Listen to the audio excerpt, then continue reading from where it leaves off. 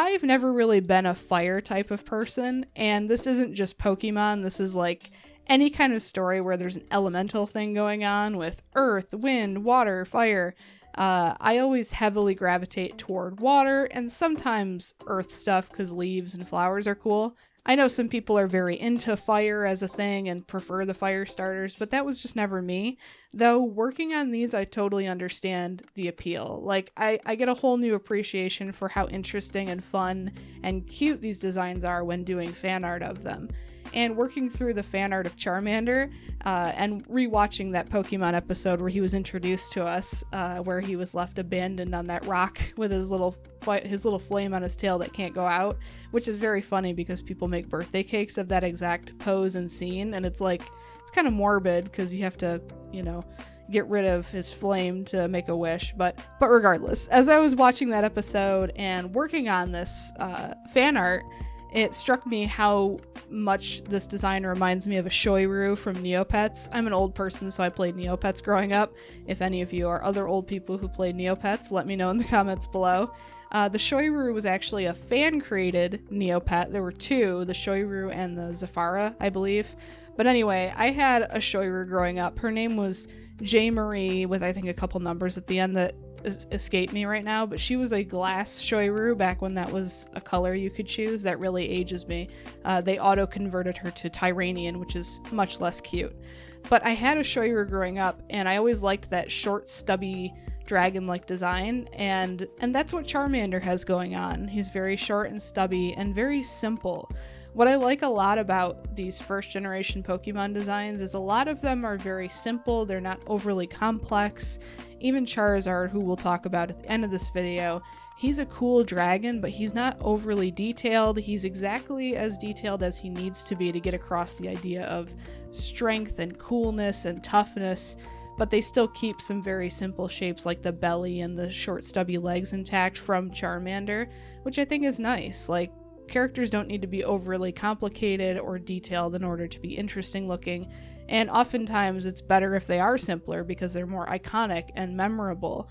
And it doesn't really get much simpler than Charmander. He's essentially just a baby's head on a short stubby baby body with a tail.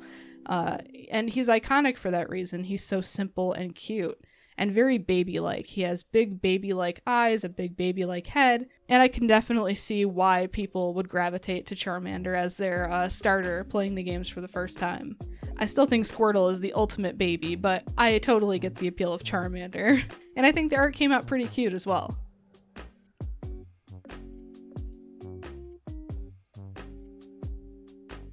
Next up is Charmeleon, and as I was working on this piece, and I was also working a little bit on Wartortle around the same time, that'll be the next Pokemon video, obviously, is the Squirtle evolutions. As I was working on both of these two, more or less side by side, it occurred to me how much I really enjoy these intermediate evolutionary designs. I kind of prefer them, I think, to either the baby stage or the grown-up stage, and I know technically they're not going from baby to teenager to adult, but it's kind of that, right? Like, if you view it as baby, teenager, adult, it's kind of like there's the baby and then there's the cool adult, and the teenager is just kind of a cool baby. And I'm at the phase in my life now as a #90s kid, you know, I'm 31, so when I see teenagers, I kind of see them as cool babies. Like teenagers just look like cool little kids to me who have different fashion sense and personalities. So it's fun now to think of, you know, Charmeleon as like the cool teenage version of Charmander. I guess that's kind of how they treat it in the anime, right? It's like as they grow up and train, they kind of mature as well as change. And especially for the bug types, it's like a literal maturity process from cocoon to bug, right? Though I guess some Pokemon, they get a little more abstract and they don't necessarily look older, they just look different or bigger or something. But definitely for these original Pokemon, I think it was very much like an aging evolution and not just changing, but also getting older. So I definitely think Charmeleon reads as the edgy teen Charmander for sure. And I really wanted to capture that in my fan art. Though admittedly, this one and Charizard look quite a bit like the reference picture, but I'm still happy with the art because of the experimentation I've been doing with the coloring style and the shading style and all that fun stuff.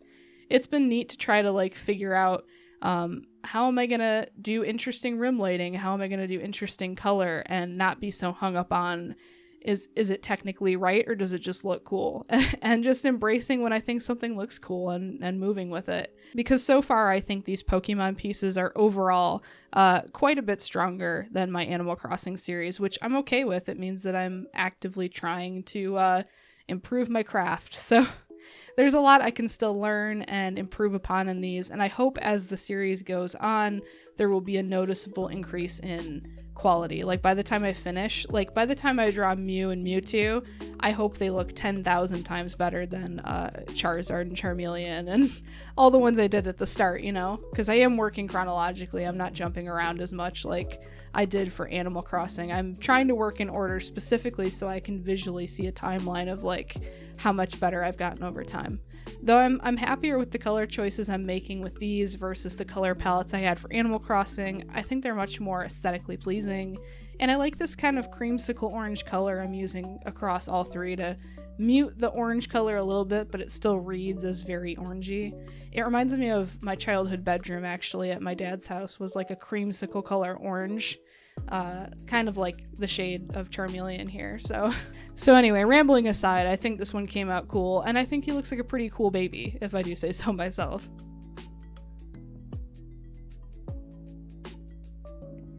And last but certainly not least is Charizard.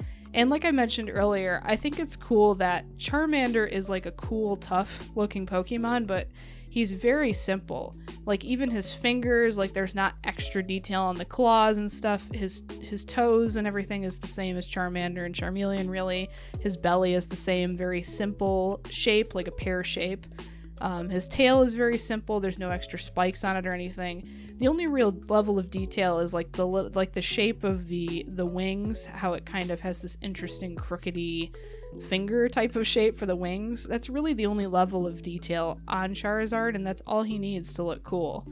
I think it's very appealing that he's kind of like Dragonite but cooler, you know? That's another chubby orange dragon Pokemon, and I love Dragonite. I think he's probably one of the cutest Pokemon. But he's just a little bit tougher looking, and it doesn't require a ton of, you know, millions of teeth and scales and, you know, cool details to make him look tough and interesting. And I think that's part of why, again, Charizard is one of the most iconic Pokemon. Simple and effective design. I really like this pop of turquoise on his wings too. Nothing like a good blue and orange. They're like peanut butter and jelly. They always go so good together. And unfortunately, I do not have the full length of the second half of this process, so it'll just be a Procreate video. I don't know why I didn't record it. I must have just been absent-minded that day. Though, if you guys do want to see the full-length process video of everything up to that point and a slowed-down version of the Procreate video that'll be starting in like 2 seconds here, you can head over to Patreon. I'll plug it a little bit more at the end of the video, but I'll be uploading the full-length paint footage of what I do have over there if you guys are interested in seeing the process in real time. I just do a lot of experimentation with the bonobo chalk brush and different hues and colors that I think play well. I'm really a fan of like that pop of like greenish, tealish color over on the right side of his neck. And when I finish off his head here, it's like this yellowish green that I add just to add a highlight to his face. It kind of reminds me of the highlight that Morticia Addams has in the Addams Family perpetually on her face, how there's always like a spotlight on her face. I like that effect, and I think it adds a little something to the piece.